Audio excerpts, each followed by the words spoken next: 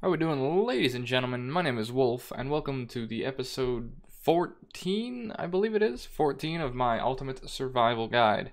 Now, this is a build that you're looking at, and I got asked, well, I've been asked very, very many times, especially on stream, what build I'm kind of using for this series. Now, I want to preface this with saying this, while it is kind of the generic build I would go for, it may not be what it ends up as. I've been asked multiple times, can you make the build? And it's kind of become like a joke on my stream of, alright, time me, let's see how fast I can do it. And I just throw this together in under like 2 minutes and, there we go. So I wanted to actually share it with you guys and as well as kind of explain a few different things. Because with this sort of skill tree, this is probably the main thing I would go for. This is planned for about 85, 86. And the life is about 4k pre-putting any gear on. Doesn't have any gear, doesn't have any skills, nothing. This is just purely the skill tree I would take. Now the reason I wanted to say this is that while this may be what it ends up as, it may end up differently. And also there's no way for me to tell you what to take first. The entire point of the series was for me to kind of go in without a build and without like any planning or that sort of thing, and to prove that you don't really need a build to play Path of Exile successfully. And I believe I've proven that so far, at least to the current point, where we were basically invulnerable all the way up to, Dominus and that sort of stuff. So I think it's okay to kind of put a build or a plan together for you guys, because I know a lot of people are trying to play along and kind of can't because they don't know what else to take. Now, in terms of taking things, I'll never be able to really fully explain what you should take, because obviously I can't be beside you while we play. Sadly, that's how the world works. But what I can hopefully show you is how to problem solve. I hope that's what I do with this series anyways, because while this may be what the skill tree ends up as, I will be taking things in very different orders depending on what problems I have. So, for example, I'm going to try and make sure I scroll in correctly so that, on my side screen, you guys can still see everything and my face cam doesn't block it. Like, if I go up here, you can't see down here anymore. So I'm going to try and kind of keep an eye on all that. So, for example, if I still had mana problems later on, say I 6-linked or 5-linked my, my main skill, and I had mana problems, I would come down to get Spirit Void, because that can give me Mana Leech, which can solve mana problems if I still have them, even after taking Illyra, for example. I may come down and get some of this. I may need life regen. I may go for Golem's Blood down here. We're going endurance charges because I'm going Juggernaut, right? So extra max endurance charges is always nice. Get the one here, etc., etc. We come through the back for this sort of thing. This is also the pathing. The pathing I can't really explain as much because some people would just be like, oh, why don't you just go through here instead? I mean, yeah, you can, but instead we can just go down 2 points from Res Tech and get the more important endurance charge node, right? For endurance charges here, this one node alone, I have, 5 or 6 charges. This will give us 1.2% max life, just for this one little node here, and then we get the extra charge. So, there's a lot of hidden value to skill tree points and stuff that I can try my best to explain as we go, but I will be taking things kind of in an order that, I need it. But a lot of people have wanted this sort of skill tree thing. There's no items in this, there's no skills, there's nothing like that. This is just the skill tree. So this is something you were looking for. It should be in the description, hopefully, if I remember. I will try my best, I promise. So with that being said, let's actually come back into the character. Now, the skill tree at the moment is a little bit underwhelming compared to, obviously, what we have planned here. It's a little small, but we are only at 33, and the build was planned for 85 with every skill point available, every, quest skill point. Now, if you're at the point in, this where, you're 85 or whatever, and you're like, how the hell does he have 107 points? I'm missing something. Well, what you can do, I believe I showed this in a previous video, but I want to cover it here just in case. Ah, shit, no, wrong one. Type /passives, and you'll get a list of all of the skill point quests that you've passed. Say you've cleared to Act 10 and you've killed Act 10 Katava. If you type /passives, it'll go back through all of the passive quests, or all the quests to give you passive skill points. And if there's a 0 beside it, you need to go back and finish it. Because then once you finish it, it'll give you the point you need. And you want to make sure that everything down the line says 1, aside from like bandits or whatever. I think there's one for bandits later on that'll say like 0 out of 2 or some shit like that. I don't know. But make sure everything you come across says 1. If I were to do this on a different character, there would be a ton of more results. Now, I'm going to be recording for like a 2-3 episode session like normal. So some people wanted to see play to deaths, that sort of stuff. So here's the deaths. It's like I'm playing hardcore, if only. If only. I made it to like Act 8 in hardcore. Turned out pretty well. But yeah, so we are in Act 4. Now, there's a few things that I want to comment on in Act 4. We have Nico coming up. He's over here. I'll cover him in just a minute. He's like Einhar, one of the masters they added with the Betrayal expansion. He lets you do delving and that sort of stuff.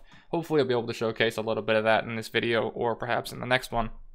But one thing I did want to comment on is that if you feel like you've had any problems whatsoever, like up to this point, you can farm aqueducts over and over and over again. Now, the reason I say this is that some people will have problems with leveling and that sort of thing. PoE has a very, very odd level distribution, I suppose I can call it. Essentially, in most games, right, if you're, say, level 17 and you're killing level 33 enemies, sometimes in certain games you'll get an experience bonus, right? You'll get like 200% XP for each kill. But in some games, you will not get anything, right? Think like World of Warcraft or that sort of thing. You kill an ultra elite boss or mob or something like 20 levels above you, and it's marked as question, question, question, you get nothing.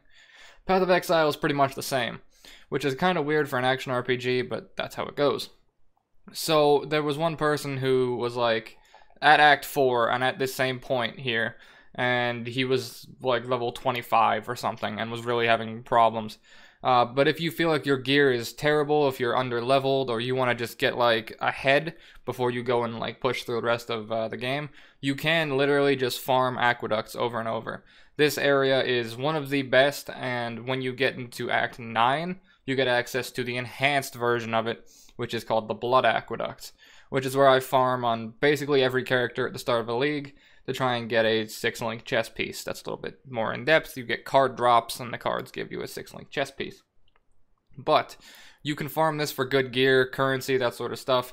It won't give you obviously the best results because it is only like a level 40 or 30 to 40-ish zone.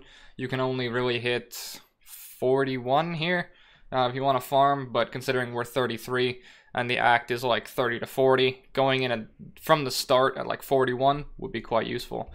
So, you know, you can control click it, it'll open up your new instances. So what you can do is you go in, run all the way to the waypoint, killing everything, click the waypoint, control click the little dot for it. So you can just control click this, and then it will take you into a new aqueduct and run it over and over again.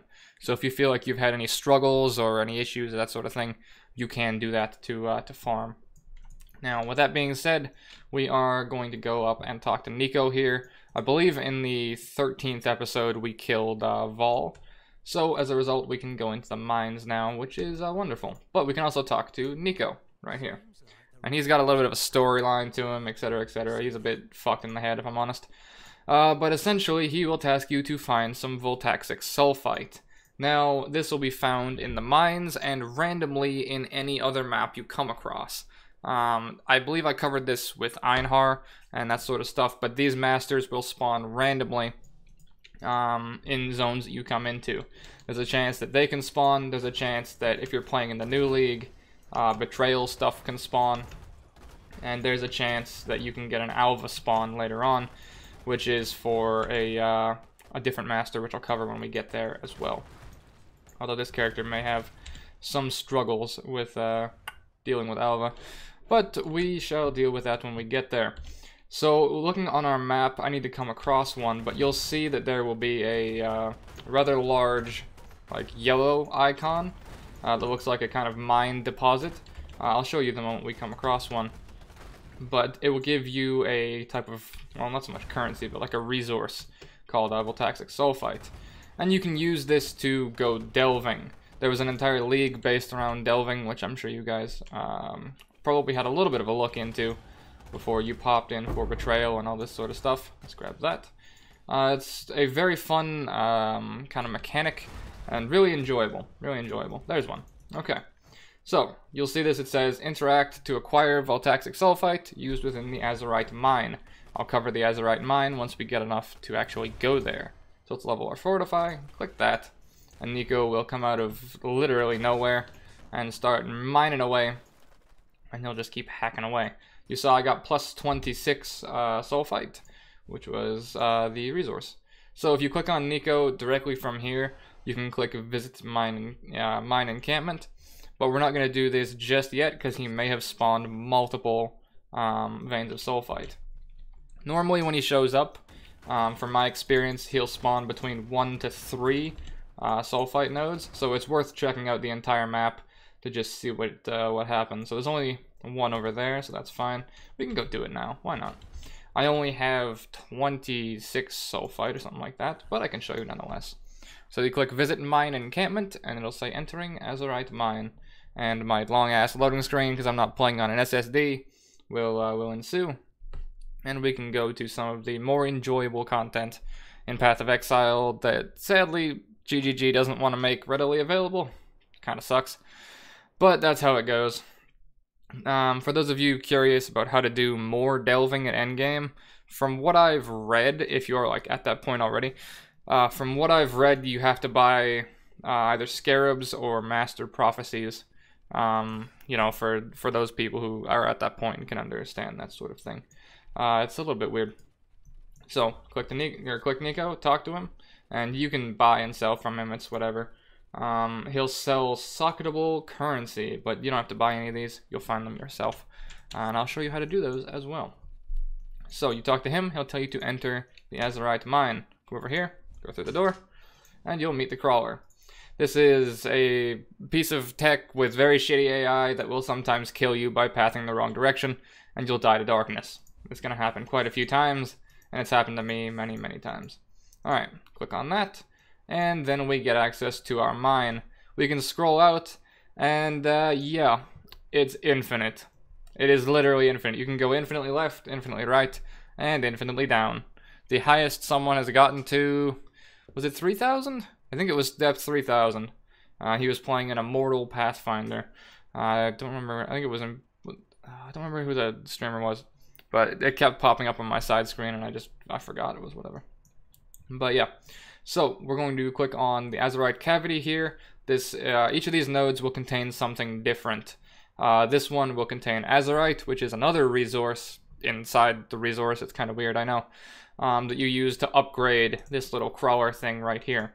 So this thing has a few different stats on it, primarily the light radius around it, that you can like upgrade later on, and that's used. That's what azurite is used for. Now, other ones like abandoned camp here, this icon says contains items. You'll get chests that give you randomized stuff from currency to cards to whatever, really, a bunch of stuff. Then there's ones for weapons. There's ones for jewelry. There's some for, what else? Fossils. There's some for harbingers, but those are kind of like deeper into the mine. And there's certain icons for bosses and that sort of stuff. It's a really fun mechanic that I wish I could honestly do more of, but the game kind of restricts it a little bit. I still don't know why. But we click on that, and we shall follow the crawler. Now, sadly, these are only depth level 34. They're like mobs at level 34. Which is like my current level, funnily enough. I thought I was higher, but the mine itself has a catch-up mechanic to it. So essentially what that means is you can continue going through the main story, and the mine will keep drilling down as time goes on, which means that you don't have to delve like all the time. You can fill up your resource, and then so long as you delve before, I think it's level 58. Somewhere around there, you should still be able to stay like on level, because otherwise you're going to be doing a bunch of going down, a bunch of delving down, in an attempt to just catch your mine back up before you can really start reaping XP rewards from it, or from stuff. Oh no, okay, we've been EMP'd. These are okay, I'll cover that in a second. I need to kill things and kind of pull my thoughts together. So, while you're delving through things, you saw we took a very specific path. Now, that path is dictated randomly by the crawler and whatever it decides to do.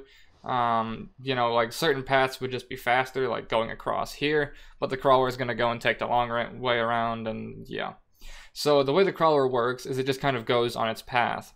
Now, if you run ahead of the crawler, it will catch up to you very, very quickly. But if you run behind it, it will stop. But it stops just out of light radius from you. So once you go out into the darkness, you'll start accruing what's called darkness stacks. So this is like a damage buff, right? Or a stacking damage debuff. It stacks infinitely. And some people have made characters built around going up to like 999 stacks and staying out in the darkness and farming stuff, because there is actually loot and rewards out here. So some people make characters based around that. I've done it myself. It's very, very rewarding. Almost more so than actually doing delve stuff. But speaking of, I was talking about the light radius and stuff. You saw that this enemy did like a bunch of blue shit, and then all the lights went out. Essentially, mobs have an ability called an EMP, which stands for electromagnetic pulse, which normally takes out all power. And in Path of Exile, it takes out all the lights on the crawler and stops it dead in its tracks. If you look down here, you'll see that there's two icons here. There are flares right here, and there's dynamite right here. This is used for going off into the darkness and exploring, because you'll come across like broken walls that you can use dynamite to explode through, and there's normally good loot behind that. Now flares, you can throw a flare down and it will give you on-demand light, right? It's a real-life flare, which can be used for either exploring darkness, like I was saying beforehand, to remove your darkness stacks, because those stacks will keep going up, and then they disappear when you go into the light. So you'll see I get, 3, 4, 5, step into the light, disappears. So you can throw down flares on the ground, like below your character, and it will remove all the stacks, right? So if you go out into darkness, you go out with like 7 flares, you hit like as much stacks as your character can sustain, drop a flare, keep running, you're fine, right? Reset it manually. Now if you're using the crawler and doing delves and that sort of stuff, and you get EMP'd, you can just whack a flare on the floor and all of a sudden the darkness damage is gone, EMP will wear off, and you'll be back and good to go. So keeping flares on you even when actually doing delve mechanics is very worth it. You don't start with any, you have to create them later on. I'll show you that menu very shortly actually. So after you reach the end of the crawler's path, you can see obviously it took its little path and we made it here with its weird pathing of going like around this way and all that sort of shit. Every time you reach the end, there will be an interactable thing most times. Sometimes enemies will just spawn. But for the Azerite encounters, you have a little interactable thing. So you can kill everything else around you, and then click this, and everything will go to hell very, very quickly. It's an interesting one, that's for sure. You also saw that I got a crafting recipe. We're still kind of figuring out where all the new crafting recipes are, but Delve seems to be the place to get the old socket crafting recipes. So if you've played beforehand or you leveled Varici once or twice, then you know that you can get some socket crafting stuff, and Delve seems to be the place to do that. So I covered crafting in one of the previous videos, but you see how my chest piece is a 2 and 2. There is a craft you can get in here that for 10 fusing will guaranteed make it a 4 link. So that's just to put it simply. So we are going to drop our totem because we have time to warm up here, and then we're going to click this pure living Azerite and have a lot of stuff spawn, most likely. And here comes the fun part. Now keep in mind, this gets a lot more chaotic the farther down you go. More stuff spawns, more mob modifiers are a thing, so things get faster, deadlier, bigger, tankier. You know, it's they have stuff in place to make it so going down gets very difficult. Now for this sort of encounter, you need to kill all 3 of these living Azerites, or things will keep spawning. So we killed the 2 of them there, pop over, kill this one, and everything will explode out, and you'll be done. Now Delve gives you very, very good rewards, as I'm sure you can see. Now I have a loot filter on, so if I turn my loot filter off, there's even more stuff. Now I'm not turning it actually off, I'm just holding Alt, and it's revealing everything that the loot filter hid. But if I were to turn my filter off at like deeper levels, let's see if I can find the picture in my Discord really quick. this is what it ends up looking like. That's what it looks like to delve without a loot filter, because we're playing in a private league at the moment where everything that drops is white, which is a modifier to make things very, very difficult. You can catch that if you want to see me streaming every day. You know, self-plug and all that sort of shit. But this is what it looks like if you're not delving with a loot filter. I mean, obviously for you, you'll have blue stuff and yellow stuff and that sort of stuff. But get a loot filter, please. For the love of God, just get one. Or else you're going to end up dealing with that. And, I mean, I already have a lot of stuff here, and I'm already on a loot filter. So, let's see. Is there anything really of note here? I normally just pick up the currency. 2 stone would be a good crafting base. Maybe. I mean, I kind of need to replace that one. So, let's grab that. Decent item level as well. I do believe I covered item level already. I thought that was a 5 link for a second. And... no, that looks about alright. So let's keep moving on, burn through the little bit of our sulfite we have left, and we'll keep this fella moving here at a decent pace. So you'll see that if I run behind the crawler, it starts to slow down, right? And it'll stop just outside of light radius. But if I get in front of it with movement speed, you'll see it speeds up, right? So if you're playing a very, very fast build, and you're way in front of the crawler, it will teleport up to you and keep up with you. So there's no need to kind of like make a build that's on pace with the crawler, right? It'll catch up to you. Now, they kind of phrased it as like, it's not an escort mission, you're, the crawler is escorting you, or whatever. But it's really an escort mission, let's be honest. But yeah, so we're gonna click this buried camp, same as the Azurite thing. Over it will spawn more stuff. I believe it resurrected the miners and stuff. Yeah, it's resurrecting things. And all the corpses around us. So that's what Vol Ground Slam is good for. Stun everything, we're good to go. I didn't put my totem up, sadly. Should have done that beforehand. But oh well. There we go. And we get our loot explosion again, and we get our first little reward thing. So obviously when you finish a delve, you'll get all this loot. Now, I should have covered this kind of beforehand, but you'll see when I'm killing things during the pathing and stuff, we're not getting any loot drops, but you're getting a massive result at the end here. Now, that's because everything that you kill, all the loot that it drops, is stored in the crawler through some, you know, coding magic. And whenever you finish the encounter, it spits out everything. So you get a nice loot explosion, that sort of stuff, but it also means you don't have to worry about, oh god, there's 400 things in front of me, I have to go back for that orb of, that chaos orb. You don't have to deal with that. You just get it all, like, at the end. As opposed to having situations like that and having to go and pick and choose things. While playing a fast build, trust me, I've played some rather quick ones, it would be a massive pain in the ass. Even doing it normally farming and having to stop mid-pack to go, okay, I want that currency, that currency, that currency, it fucking sucks. So to have everything explode like this is very, very nice. Now when you finish certain encounters, let's not hit my wrong button, this was an armor encounter. When you finish a weapons, jewelry, or items encounter, you'll get a varying number of these little clickable loot things. These will vary the deeper you go. We have 1 here. Some people were saying like 300-400-ish or something like that. Like 400 to 800, they were getting up to like 9 spawns. So you can have like 9 currency boxes spawn, potentially. I think the most I've had was 4 div cards at the same time, which was pretty good. Yielded me some damn good results. So you click on that, it'll give you your extra loot. And it'll, you know, hide stuff because of the loot filter. So while that looked underwhelming, there is actually a lot of stuff there. It's just kind of shit stuff. So we have 1 more, and we're going to go down and get more Azurite, so I can explain how Azurite works when we get out of here. And sadly, we're going to almost be done with the mine for right now, because as much as I would love to just infinitely delve, the game doesn't let you, which kind of sucks. I hope that in 4.0 or at some point they bring in some sort of like adventure mode type thing. Oh no. Alright, we're good. That where you can just either delve infinitely or you don't have to play the acts and that sort of stuff over and over again, because I've made very many characters and it's getting kind of tiring. Okay, now we have a minor problem that we've run into here. You'll see these enemies are surrounded by the allies cannot die aura. And this is a problem in delve. This is a very apt problem, because so long as that rare stays alive, it's gonna give that modifier to everything around it and everything that comes by. So I'll need to kind of figure out where it is. I think Sunder killed it, which is very good for us. Actually, it might be right there.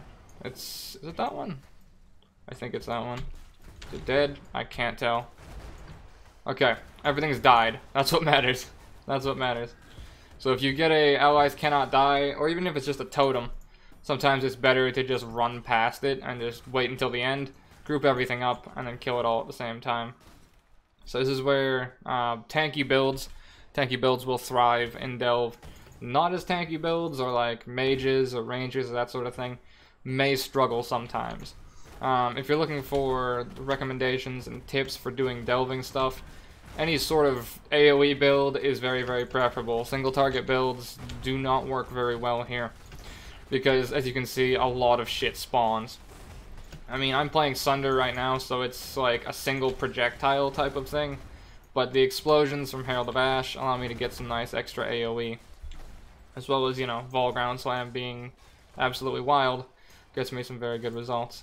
Let's click through these rings. There's an Arc Skill Gem. I'm good. Don't really care about anything else here. I'll take the Portal Scrolls. I may need them. And that's pretty much it. We are out of Sulfite, just like that. These are level 37 mobs. If you want to keep track of these sorts of things, look at the monster level. The monster level is like the exact level of the mobs. So they're 2 levels above us here, which is okay. We're not getting an XP penalty or anything. But yeah, the Sulfite cost goes up the more and more you go down. Now, with that being said, let's go back to the mine encampment. You just click the little thing right here. I'll take you back. Then we can talk to Nico again. And it says to use the Voltexic generator right here. It wasn't clickable previously. But you click on it, and you get access to this Azurite menu. This is where you spend the Azurite that we just accrued. Level those up quickly. And you can build flares, you can build dynamite, and you can upgrade things like your Sulfite capacity, Darkness Resist, and Light Radius. Now, Darkness Resist is kind of more in depth than what I'm going to say. I do have an entire video dedicated to just delving and that sort of stuff, but it will cover the kind of deeper mechanics of doing delve stuff. So, like, if you're going to go watch that video, kind of play a little bit yourself to figure out kind of the basics of it, and then go take a look at that video. Don't just go kind of jumping into it going, oh, it's going to explain perfectly everything. That's what I kind of tried to do here, but that video goes a little bit more in depth and has a little more, like, endgame tactics. Because essentially, in that league, I was able to delve a lot more often than I am now, and more often than you most likely will ever be able to. Because there was delve spawns and sulfite spawns in every map from coast, like from the start of the game. So I was delving over and over and over again. And I got very a lot of information. Well done, Brain. But a lot of information on it. So that is a video on the channel if you want to check that out and learn more delve stuff. But for this menu, what I recommend to start off is going and like upgrading your sulfite capacity so you can just hold more because it's limited, which is very annoying. But one upgrade will take it from 600 to 900. Now, I recommend not burning through all your Azurite because there is a quest to craft 2 flares and a dynamite. So we're going to go with 2 flares, 1 dynamite, like so.